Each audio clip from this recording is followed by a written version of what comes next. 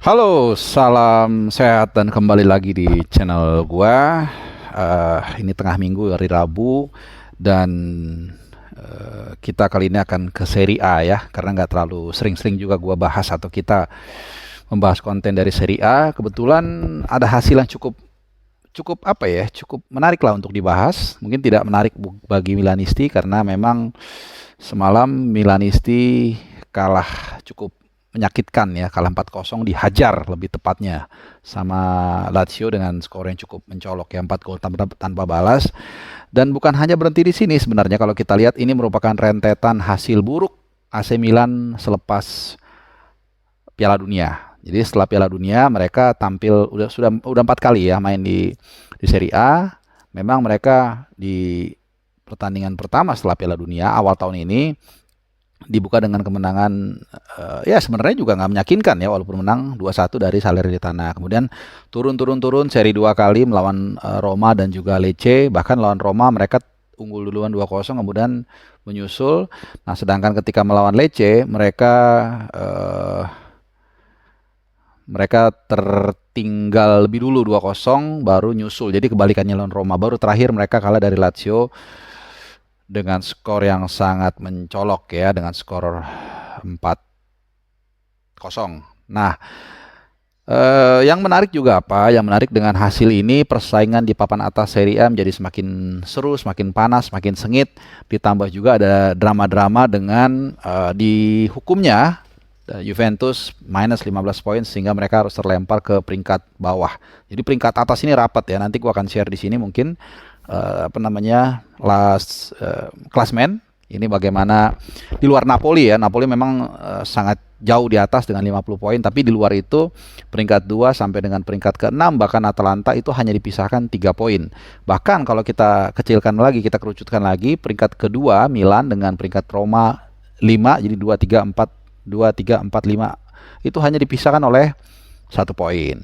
Nah, jadi ini menarik ya untuk melihat bagaimana sebenarnya gini. Sebelum gue nanti ke detail pertandingan, Serie A ini udah gue dalam beberapa kali kesempatan gue mengatakan sepertinya mulai menunjukkan kecantikannya. Setelah cukup lama tidur, setelah cukup lama kalah pamor dari Liga Inggris, bahkan mungkin Liga Spanyol ya. Pelan tapi pasti 2-3 tahun terakhir ini mereka mulai mature lagi, mulai menarik lagi. Ya, ditandai dengan, kalau menurut gue ya, pendapat gue, ditandai dengan runtuhnya dominasi Juventus ya, setelah 9 kali kalau nggak salah juara beruntun.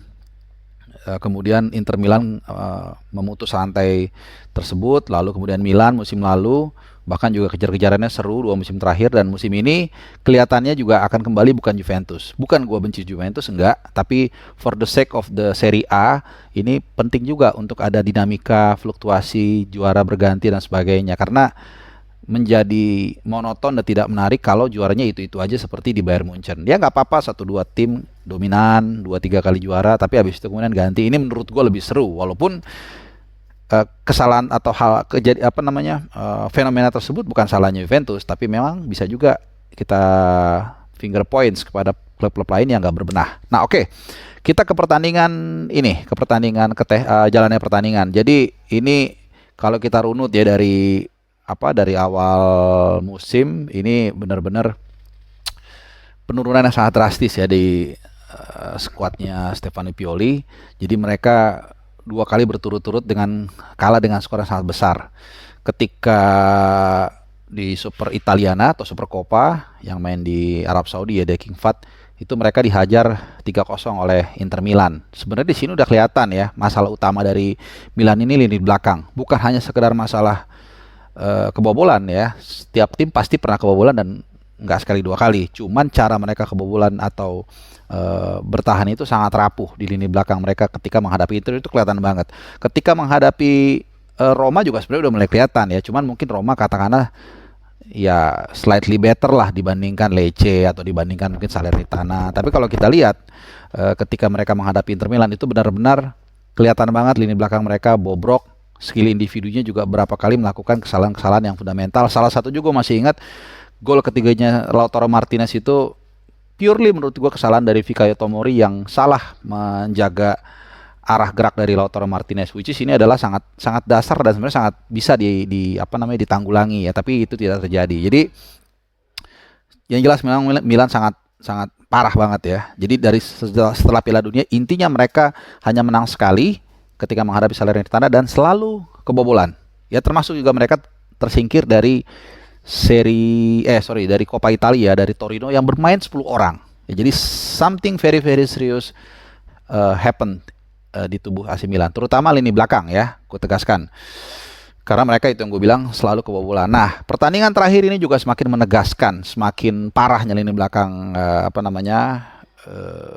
Milan ya sekali lagi. Dan ingat Lazio tampil tanpa andalan mereka, tanpa ya salah satu top skor mereka ya, Ciro Immobile. Ya sebenarnya top skor juga ya karena udah dikejar oleh Mattia Zagatni yang tampil juga cukup baik. Jadi gue akan runut satu-satu golnya. Jadi gol pertama ini menit ke-4 ini Savic ini lari dari kiri ya, nggak terkawal, kemudian dia dia crossing dan langsung disambar dengan baik oleh Savic ya. Jadi bukan dari gue lupa dari siapa, intinya dari sisi kiri, kemudian di crossing dan langsung jadi dari kirinya Milan langsung jadi gol disambar oleh Savic. Dan ingat 4 gol ini beda-beda semua pencetak golnya. Kemudian gol kedua. Nah, gol kedua ini dari menit ke-38 atau babak pertama lah ya. Jadi mereka udah Lazio udah unggul 2-0, Milan udah tertinggal 2-0. Ini gantian dari sisi kanan pertahanan Milan. Ini juga sama bebas, kemudian ada scrimmage ya. Kalau ini memang agak scrimmage lah, agak susah untuk dikatakan salah individu. Memang ada bola pantul yang tidak bisa diantisipasi dengan baik oleh Tatarusanu sehingga ada bola rebound. Ini ya bola mantul lah, oke, masih bisa dimaklumi. Nah, setelah itu gol ketiga menit 67 itu serangan dari kiri dari Felipe Anderson. Kemudian itu terupas yang agak membingungkan memang. Nah, yang menurut gua di sini salah fatal adalah Tatarusanu. Menurut gua harusnya dia pertama berdirinya jangan terlalu jauh dari garis line up, dari garis defense-nya Milan, sehingga ketika ada bola terupas kepada Felipe Anderson, ini dia masih bisa ada ruang untuk nutup. Sebenarnya dengan posisi dia kemarin pun dia masih sempat itu untuk keluar kemudian memotong bola. Ya, ini kalau contoh yang paling bagus, yang paling pas itu Alisson Becker lah. Jadi kalau Alisson Becker di sana, ini bola pasti nggak akan ada peluang nih bagi Felipe Anderson untuk menguasai bola, kemudian mengirim atau mendeliver bola ke tengah kepada Pedro sebelum akhirnya Pedro dijatuhkan dan dapat penalti. Jadi ini kesalahan dari Tatarusanu. Dia mengambil jalan aman yang sebenarnya kalau sedikit agak take risk, sebenarnya it works. Itu bisa dapat gitu loh. Kemudian karena Felipe Anderson nggak dijaga, nggak dipotong bolanya, dia dapat tadi yang gue bilang di crossing ke Pedro, memang nggak langsung gol, tapi pelanggaran dan akhirnya penalti. Yang terakhir ini menurut gue keren golnya. Ini kombinasi dari 3 pemain depan Lazio, dan ini membuktikan lini depan Lazio to some extent lebih bagus tanpa kehadiran Ciro Immobile. Gue nggak bilang dia jelek, cuman jadi lebih cair. Dan gol keempat ini adalah simbol hipotesa tersebut, di mana gol diawali dari Zagagi. Ini pemain yang sangat menonjol di musim ini ya bersama Lazio, menjadi top skor juga dengan Immobile. Kemudian dia dorong kepada Alberto dan untuk diselesaikan oleh Anderson. Jadi 3 sampai 4 pemain depan ini, termasuk juga Savic, Milankovic ini berkontribusi hampir seimbang satu sama lain ya.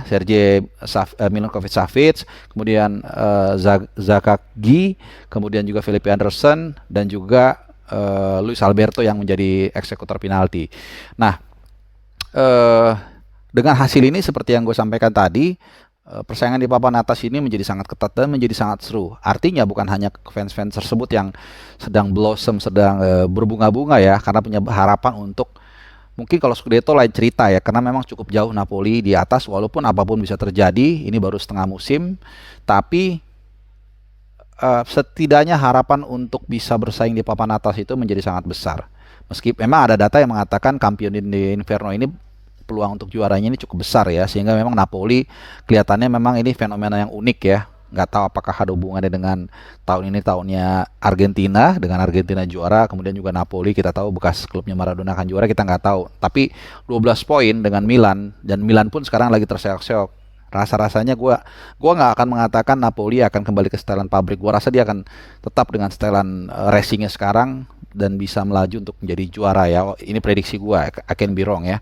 Nah, kemudian untuk Milan sendiri sebenarnya juga kalau kita bandingkan ya dengan balik lagi tadi Milan dengan Lazio, sebenarnya Lazio harusnya lebih lebih mungkin untuk terseok-seok ya, karena mereka saat ini masih berkompetisi di seluruh kompetisi yang mungkin mereka ikuti ya. Mereka masih ada di Conference League walaupun memang turun dari Europa League dan hanya Conference League, tapi tetap gue yakin mereka juga akan mencoba untuk fokus di sana meraih something ya. Apalagi tetangganya Roma kemarin berhasil meraih trofi setelah 14 tahun puasa. Mereka akan menghadapi Cluj nanti di Conference League. Kemudian juga di Coppa juga mereka masih hidup peluangnya bertemu Juventus di perempat final. Dan kemarin dia di babak 16 besar Lazio itu menggeser boloknya ya. Nah ini juga gue berikan credit point kepada Sarri yang mampu merotasi pemainnya dengan baik sehingga tetap mereka bisa melaju di Coppa Italia, tapi juga di domestik juga masih tetap bisa melaju dengan baik ya, sehingga kita lihat mereka berhasil masuk ke perempat final ketemu Juventus yang sedang kena mental ya. Sebenarnya gue mau bahas ini tapi udah agak basi ya, ketika menghadapi Atalanta tuh kelihatan banget Juventus apa ya, sepertinya ya kena mental lah setelah mereka dipastikan atau dihukum pengurangan 15 poin dan juga direkturnya, board of directornya kena sejumlah hukuman lah. Kemudian Milan. Nah, Milan ini sebenarnya kan di Coppa Italia udah tersingkir sehingga artinya power mereka itu bisa lebih dikonsentrasikan ke Champions League. Mereka akan menghadapi Spurs nanti bulan Februari dan juga di domestik. Tapi nggak tahu kenapa ya, sebenarnya pemain-pemain yang ada memang ya gue tahu lah ketika menghadapi Lazio mereka harus kehilangan Theo Hernandez yang kena akumulasi kartu kuning. Cuman nggak 4-0 juga lawan Lazio sih menurut gue. Kalau kalah 2-1, 3-2 mungkin masih bisa dimaklumi, apalagi ini main di ibu kota di Olimpico. Tapi kalau 4-0 dan ini adalah rentetan, something very very wrong occurred ya. Dan yang terakhir adalah ya mereka tidak terlalu sibuk lah sebenarnya, dan pertandingan kemarin juga Benacer juga melakukan kartu kuning yang nggak perlu menurut gua, sehingga nanti di pertandingan berikutnya, ini kita lihat ya, pertandingan berikutnya Milan itu lawan Sassuolo di San Siro, mereka tampil tanpa Benacer yang sejauh ini ya lumayan lah penampilannya ya. Cuman ya kita nggak tahu ya, dengan absennya dia semakin mempersulit ya keadaan di AC Milan ya, yang kita tahu juga seperti yang gue bilang tadi rentetannya sangat-sangat parah. Nah, itu sih intinya ya. Kenapa gue angkat ini? Karena memang pertandingannya hasilnya sangat bukan mengejutkan tapi sangat parah begitu ya. Dan juga di sisi lain tapi pertarungan di Serie A di papan atas ini menjadi semakin seru, dan gue berharap sih sampai akhir musim seperti ini ya, ada 3-4 tim yang terus bahkan 5 tim yang terus mencoba untuk merebut tiket Liga Champions ya, yang gue rasa satu sudah pasti milik Napoli.